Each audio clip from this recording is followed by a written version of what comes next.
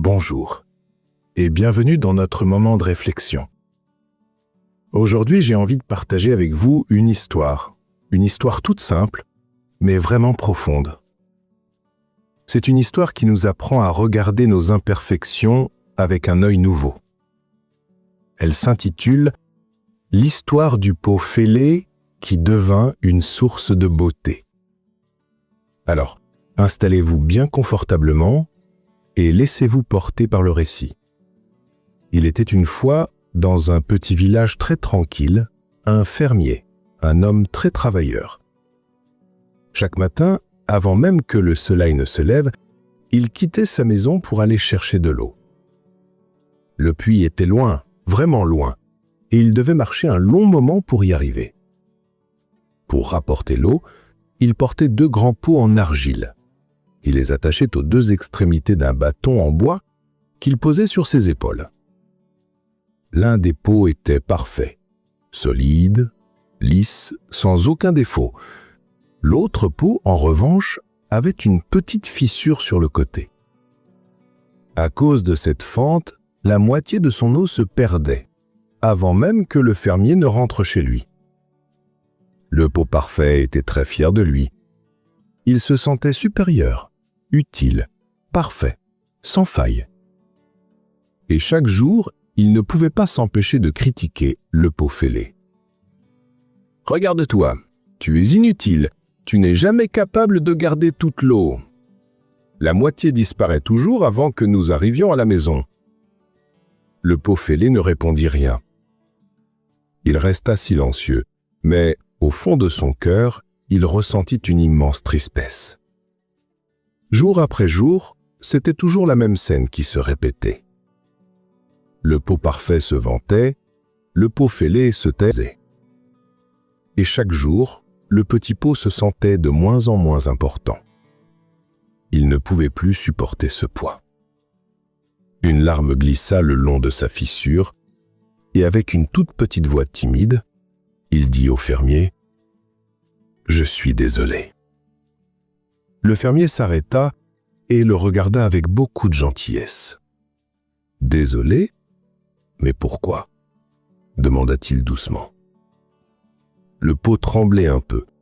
« Parce que je suis cassé, je ne suis pas comme l'autre. Chaque jour, je perds la moitié de l'eau que vous avez portée.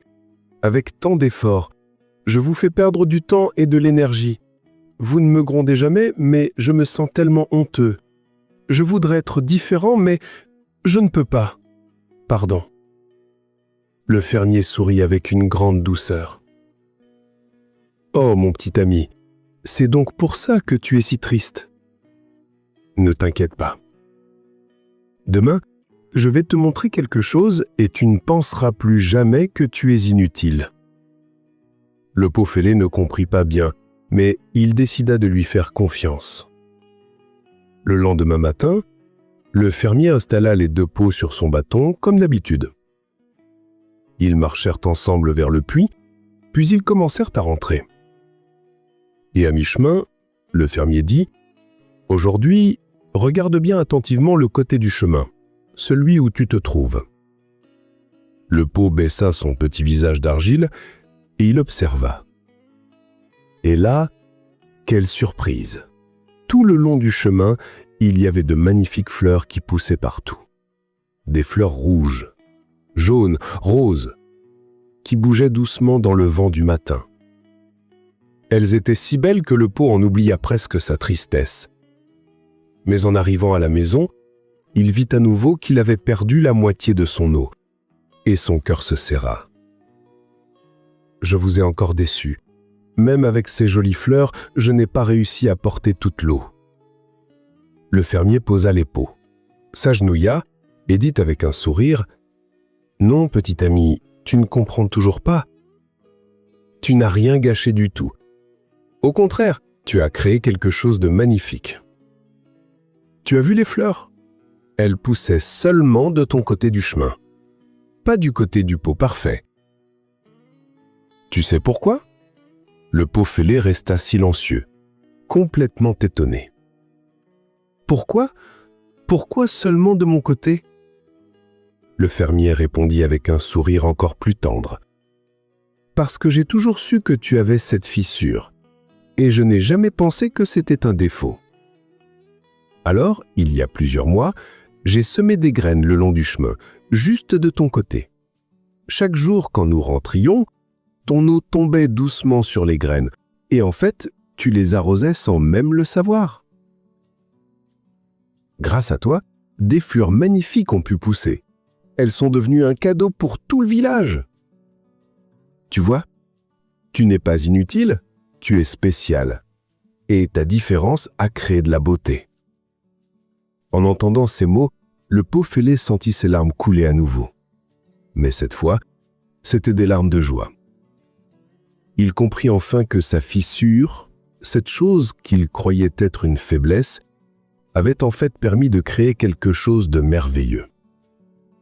Le fermier ajouta : « Dans ce monde, tu sais, personne n'est parfait. Nous avons tous des défauts, des faiblesses, des fissures. Mais parfois, ce sont justement nos faiblesses qui peuvent devenir une force.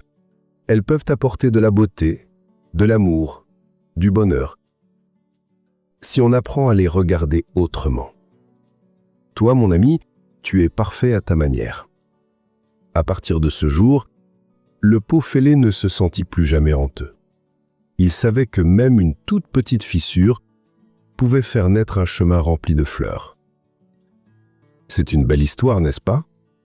Prenons juste un petit instant pour vraiment comprendre son message.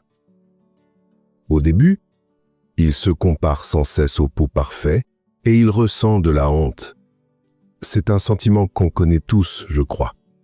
On regarde nos défauts et on se sent moins bien que les autres. Mais le fermier, qui représente un peu la sagesse, nous montre une autre perspective. Il n'essaie pas de réparer la fissure. Pas du tout. Au contraire, il l'utilise. La faiblesse du pot devient l'instrument qui permet de créer de la beauté, de faire fleurir tout le chemin. La leçon est claire et puissante. Nos imperfections, en fait, ce ne sont pas des erreurs à corriger à tout prix. Non, elles font partie de qui nous sommes. Tout simplement. Elles nous rendent uniques. Et si on apprend à les accepter et à travailler avec elles peuvent devenir nos plus grandes forces. La fissure du pot, ce n'était pas un défaut, c'était une qualité spéciale que le pot parfait n'avait pas. Cette histoire nous invite à être un peu plus doux avec nous-mêmes. Au lieu de nous juger durement pour nos fissures, on peut apprendre à les voir comme des opportunités. Des opportunités de faire grandir quelque chose de beau dans notre vie et dans la vie des autres. Et maintenant, j'aimerais vous poser une question. Une petite question pour réfléchir. Pensez à l'une de vos fissures, vous savez, une chose que vous considérez peut-être comme un défaut. Et demandez-vous, est-ce que vous pouvez imaginer une façon dont cette particularité, cette imperfection, pourrait en fait être une source de force ou de beauté dans votre monde?